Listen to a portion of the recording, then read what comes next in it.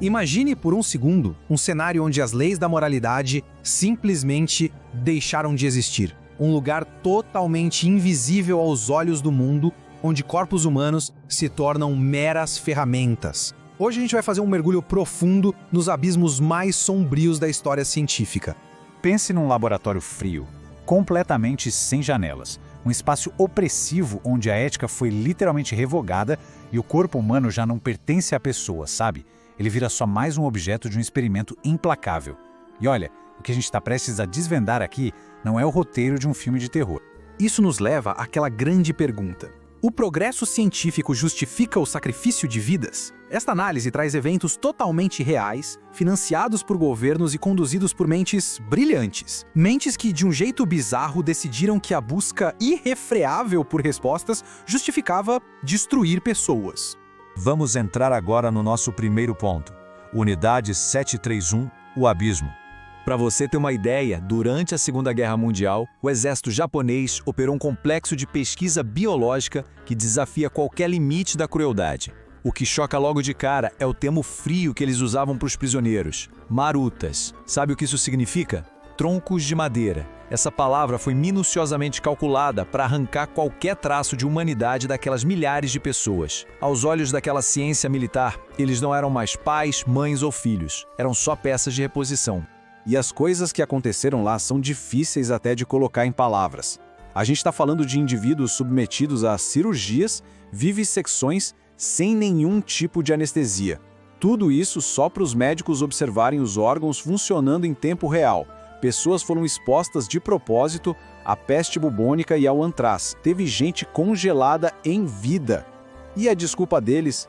Preparar soldados para as piores condições de combate imagináveis. Absurdo, não é?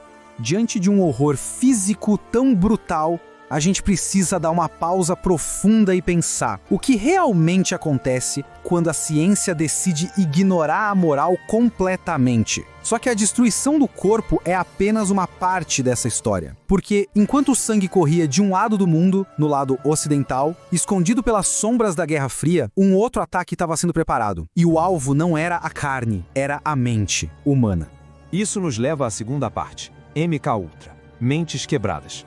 Essa foi uma tentativa clandestina, audaciosa e totalmente ilegal da CIA de dominar a psique humana. Se a Unidade 731 destruiu o corpo, o projeto MKUltra queria aniquilar o pensamento livre. O método era assustador e feito em etapas. Primeiro, doses gigantescas e repetidas de LSD dadas à força. Segundo, uma privação sensorial extrema e prolongada. E o terceiro e último passo, apagar a mente por completo. O objetivo final era criar indivíduos programados para obedecer a comandos sem lembrarem de absolutamente nada depois.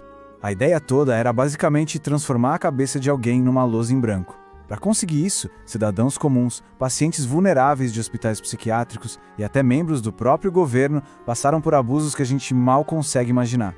E o pior, quase sempre sem o menor consentimento ou conhecimento do que estava acontecendo. Vidas inteiras foram destruídas em nome da espionagem.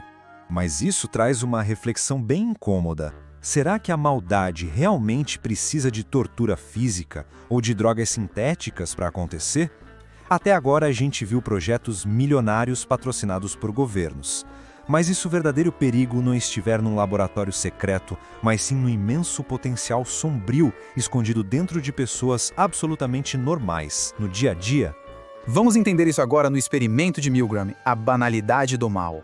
Esse estudo foi conduzido na respeitada Universidade de Yale e mostra um tipo de crueldade totalmente diferente. Uma que não precisa de alucinógenos ou de força armada, só de uma dinâmica social muito bem orquestrada. De um lado, você tem o cidadão pacífico. Do outro, alguém cometendo uma atrocidade. E o experimento de Milgram provou de forma devastadora que a linha entre esses dois papéis é assustadoramente fina. Voluntários achavam genuinamente que estavam dando choques letais em outras pessoas, simplesmente porque a outra pessoa errava uma pergunta num teste de memória. A mecânica era fria e calculada. Os choques eram simulados, claro, mas os gritos de dor vindo da sala ao lado eram interpretados com perfeição e os voluntários ignoravam tudo isso. Por quê? Porque a ordem para continuar vinha de um homem vestido de jaleco branco. A descoberta mais aterrorizante aqui é que a imensa maioria continuou apertando o botão, silenciando a própria consciência por causa do peso da autoridade imediata. O ambiente sozinho tem força para transformar uma pessoa comum num executor. Mas a nossa jornada por essas sombras tem um último capítulo, talvez o mais doloroso. E quando a crueldade não está no ato direto de dar um choque. E quando a crueldade é só observar passivamente o sofrimento do outro, de forma metódica ao longo de décadas. Chegamos então ao estudo de Tuskegee, a traição médica. Se os outros casos aconteceram na correria de uma guerra ou na tensão da Guerra Fria, esse aqui aconteceu à luz do dia, em tempos de paz. Foi uma crueldade lenta, durando 40 anos. Tudo começou observando centenas de homens negros infectados com sífilis. Aí vem o ponto de ruptura. A penicilina é descoberta. A cura milagrosa existia, estava ali, acessível. E o que eles fizeram? Negaram o tratamento deliberadamente. Esses homens foram deixados para sofrer aos poucos, só para que os cientistas pudessem continuar catalogando o avanço natural da doença. Dá para imaginar o impacto disso?